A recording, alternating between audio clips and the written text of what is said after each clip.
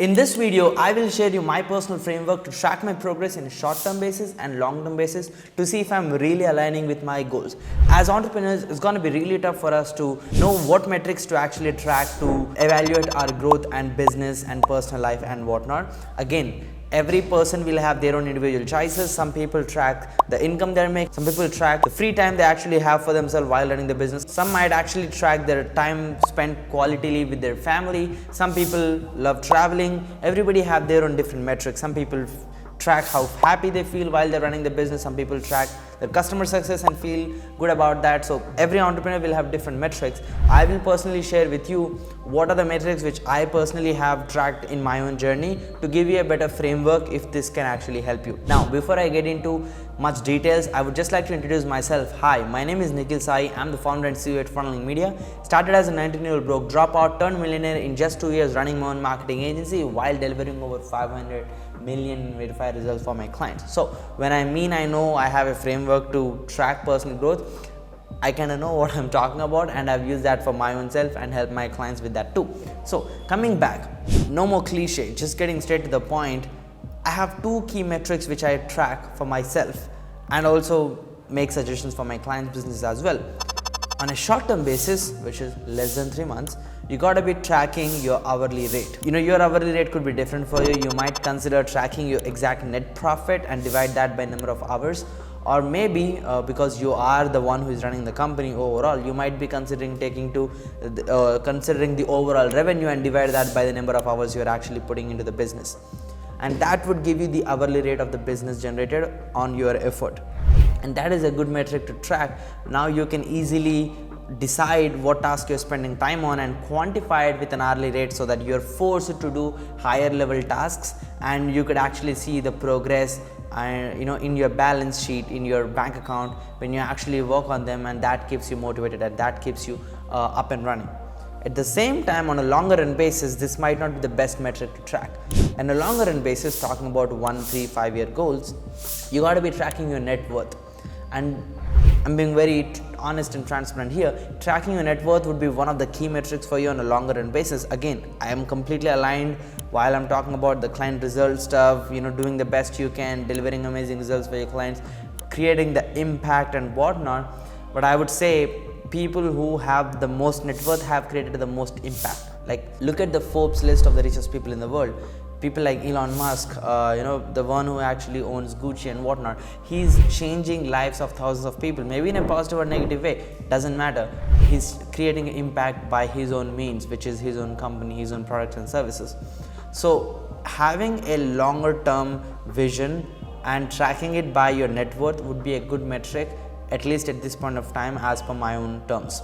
So those are the two things which I personally track in my own business, my hourly rate as well as my net worth, which gives me a very good sense of where I'm actually directing myself to make the necessary changes, to track and see where I am actually at hourly rate standpoint.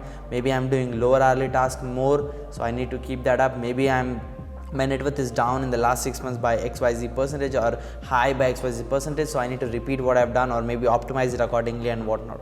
Now, these are the two key metrics on a short-term and longer-term basis, as I have previously mentioned.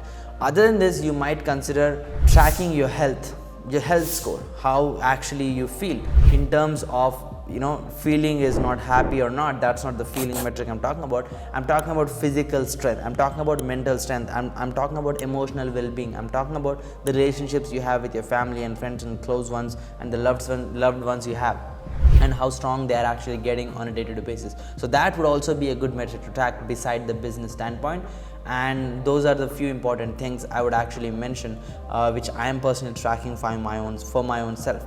And on top of it, if you would like to keep any other specific KPIs to track your business growth, maybe it might be percentage of clients who are actually having success, breakthroughs you're bringing in your own personal journey, or maybe the time you're spending with your family or any other things, that's totally fine. But as an entrepreneur, I would actually focus on these two key metrics one, in the next 90 days, what is my hourly rate, like on a day-to-day basis. That's what I would track for myself on, like am I doing low hourly tasks or high paid hourly tasks, what am I exactly up to. And then on a longer term basis, anything above a year, I would track my net worth, where I'm actually heading, what am I doing, the companies I'm building, what are they worth, the clients and the recurring revenue I have, what is that worth. That would really give me a very good sense of where I'm actually heading towards. So I hope that framework helps you. I'm giving you a simple example so you can understand. If you have, again I'm talking about a software standpoint, if you have a software product and you have $10,000 a month in recurring revenue, you're looking at a $120,000 retainer, considering you're not having huge expenses to handle the whole fulfillment part. I'm assuming that you're spending 20K on the fulfillment, so that's a yearly $100,000 EBITDA, which can give you $1 million valuation at a software selling standpoint.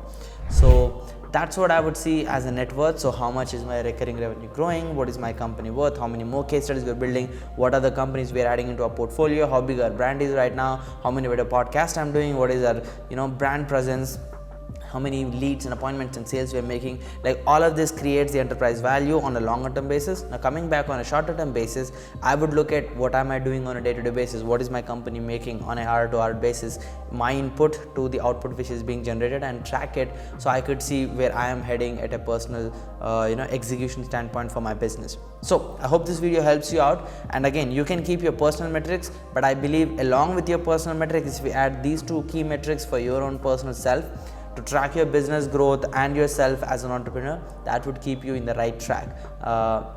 In my personal opinion, I might be completely wrong for your case, but again it depends. So try this out, test, and comment down below what your opinions are about this video. And once again, this is me, Nikhil Sai, 19-year-old dropout turned millionaire in 2 years, running my own marketing agency, sharing behind the scenes on what I'm doing on this channel and sharing all the frameworks I've learned till this date. So consider liking and subscribing to this channel and share this with a friend who might not be tracking his hourly rate. So right now I aim to at least do $3,000 per hour tasks, because if I'm actually selling my time, that's what I get paid for. So I aim for that at least. Sometimes I do much higher level tasks, most of the times I do much lower level tasks, and I try to maintain my overall focus on finding those $3,000 hour tasks. And trust me when I say this, you can't actually be doing $3,000 hour task every single hour. That's not possible. So you gotta be productizing your own day, or I would say keeping a schedule for yourself where you're knocking most important parts which are worth high value, then get into the operational stuff and the sales stuff which will be lower value but still add value to the business to keep the business going. So that's it for now. Thank you so much for watching. Bye.